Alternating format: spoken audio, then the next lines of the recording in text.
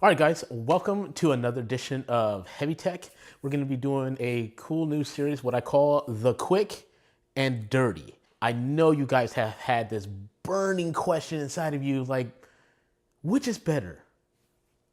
The Noctua NH-U14s TR4 socket or Coolermaster's AMD Wraith Ripper? Either this one or this one. We're going to find out after this.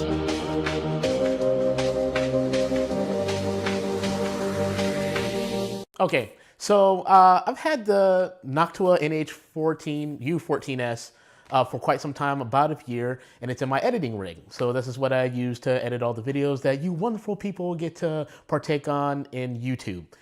But as of late, I've been kind of wanting to pizzazz, a little more showmanship out of it. It's got a little bit of RGB and stuff going in there, but not a whole lot. Anyways, I wanted to go ahead and update the air cooler a little bit. So I've been completely enamored with Coolermaster Wraith Ripper ever since they debuted it a long time ago, and waited for when that cooler came out for purchase, because I don't think they were boxing it with anything. And good golly, was that price tag kind of like high. It was like $119 for this cooler. So there you go. I waited and waited and waited and put it off, and then I finally saved enough and I could get it. So I was like, yeah, all right, cool. I'm gonna go ahead and get this cooler, and I really wanted to know, was it better than the Noctua that I had in it already? Now, albeit the Noctua that I'm using isn't like your standalone version.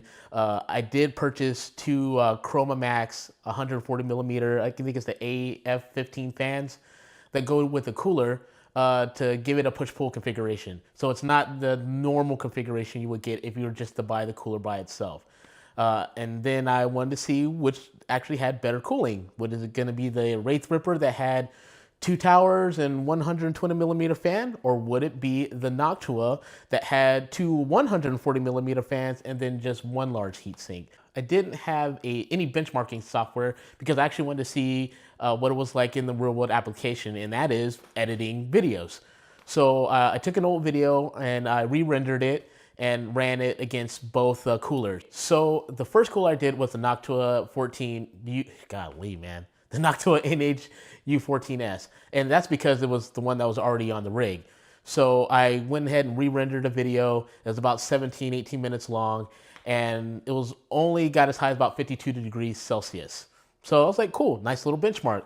Go ahead and switched out and put on the Coolermaster, and it rose to about 59 degrees Celsius. So there's about, a 7 degree Celsius spread between both coolers. And I probably could have attributed to like the Noctua having 2 140 millimeter fans and one heatsink, that it actually was able to move air a little bit better than the AMD Wraith Ripper. I was a little disappointed, but not much, particularly because where the Wraith Ripper lacks in, ultimate cooling, it does make up for form factor, ease of installation, and it just looks pretty. It's a nice looking cooler. And the RGB and the big old AMD Ryzen Threadripper right on the front really stands it out. And I love Noctua because it's great. They're really high performing coolers. And if you buy the cooler, I think it's, with the Noctua, it's only like $89.99 on Newegg right now, plus a 21. If you were to buy another fan, it was like $21. So it's about $109, I believe, you would pay if you were to get an extra fan. And then the Noctua, of course, not the Noctua, the Wraith Ripper, of course, is $119.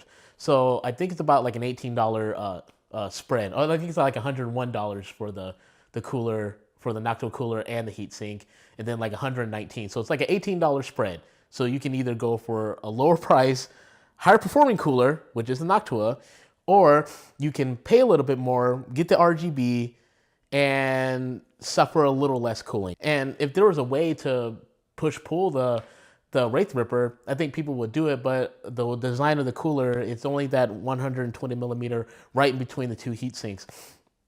And honestly, I'm okay with it. So the challenger, which was the AMD Wraith Ripper, did not beat out the Noctua. I don't think there's a large surprise to that because Noctua is known for their high-performing air coolers. So it's not a big deal that the Wraith Ripper didn't perform as well as I thought it was going to be. But I mean, hey, both of them kept it under 60 degrees Celsius while rendering videos. So, you know, they're doing their job as air coolers. And of course, if you guys want to make your liquid cooling argument, you can go ahead. Liquid cooling does offer, you know, more consistent results in high overclocking or high performance scenarios. So there's that. So there you have it, guys. That was just the comparison, the quick and dirty for today between the Noctua NH-U14s TR4 socket against the Coolermaster AMD Wraith Ripper. The Noctua still held. He held its title. It beat out the Wraith Ripper, but don't fret. I still put the Wraith Ripper in there because it looks cool as shit. So if you guys are looking for ultimate performance, go for the Noctua. If you guys are looking for pretty and close to ultimate performance, go for the Wraith Ripper. I chose Wraith Ripper because it looks pretty in my case, and essentially this was totally a subjective scenario for the most part. So you guys, if you liked the video, go ahead and hit that thumbs up. If you did not like the video, go ahead and hit that thumbs down, hit that subscribe button, the little bell for notifications when I post new videos. And like always, guys, be awesome, be heavy. We'll catch you on the next one.